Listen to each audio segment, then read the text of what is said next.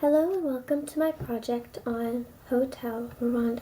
Hotel Rwanda is a 2004 film starring Don Schneider as Paul Rusesabagina and is directed by Terry George. The story is centered around the genocide that happened in Rwanda in 1914, and more specifically Paul's journey as he navigates his way through the economic uncertainty this event caused.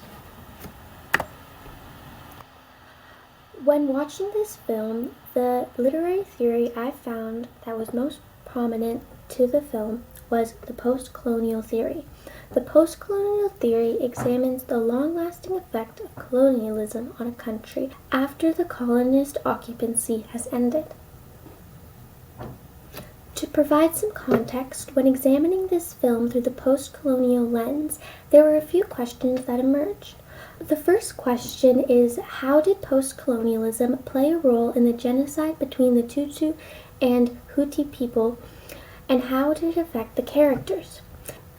This is referring to the main conflict of the film that drives some characters to commit atrocities like the genocide and other characters to seek refuge and flee from the situation.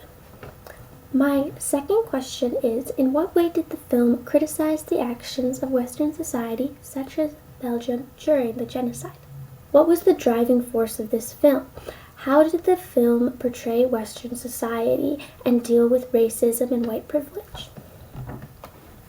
Some evidence that shows this film is an example of the post-colonial theory is that at the beginning of the movie, the characters discuss the uncertainty of Rwanda and the role post-colonialism played in that situation. In the midst of a UN peace accord, characters discussed how Belgium brought white men's burden, which is the need to civilize a population, by driving a division between the Hutu and the Tutsi tribe. The character states that according to Belgian colonists, they thought the Tutsi were taller and more desirable. It was the Belgians that created the division, indicating that the action of the Belgians had lasting effects on society and the structure in Rwanda. The picture on this slide shows a resident of Rwanda's ID. This is a very Eurocentric thing. It's something that Belgium brought in to colonize and is a result of colonization. It shows that he is a part of the Tutsi tribe and was used a lot to justify war and killing during this war, and it was how to identify where they were from. Another piece of evidence was when Belgian troops arrived at the hotel to evacuate refugees. Paul shortly realized that they were only there to evacuate white citizens. Paul devoted his life to running the hotel, owned by a Belgian company. He prided himself on making connections with powerful people. Even when he helped all guests at the hotel, a UN officer said, "We think you're dirt, Paul." And Paul responded, "Who are we?" And they said, "The West. All the superpowers, everyone you believe in, Paul. They think you're dirt, they think you're dumb, they think you are worthless." This shows racism and social Darwinism because they view Rwandans as less than, making their society superior. Even though they are a key cause for the conflict, they claim to hold no responsibility over the protection of the Rwandan refugees. Here shows a map of Rwandan and the amount of deaths that occurred in this area. And right here is a rough estimation of where the hotel is, showing that he was pretty much in the center of the issue. Understanding how post-colonialism played a role gives me a higher understanding of the movie. It gives historical context to how this genocide occurred. It also gives an opportunity to criticize Western superpowers.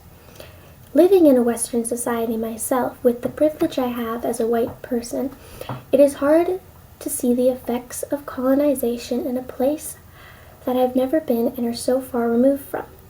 This movie even states, when people see the footage of the people being slaughtered, they'll say, "Oh my goodness, that's so horrible," and then keep eating dinner.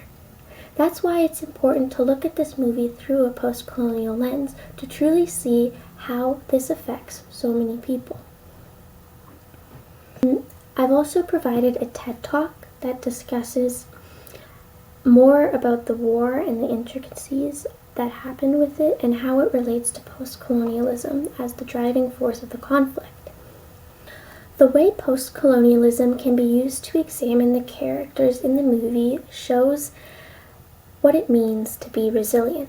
In the movie, Paul realizes that no matter how hard he tries, society defines him by his race, and he got screwed over again and again by the post-colonial structures of a Eurocentric society.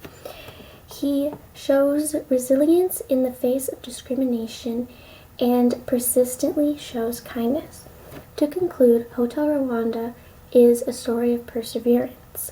Paul Rusesabagina gained connections and found success through the work at his hotel, but because of colonization driving divisions between the country, he realizes that the connections he worked so hard to build mean nothing when the Eurocentric world only judges him by his race.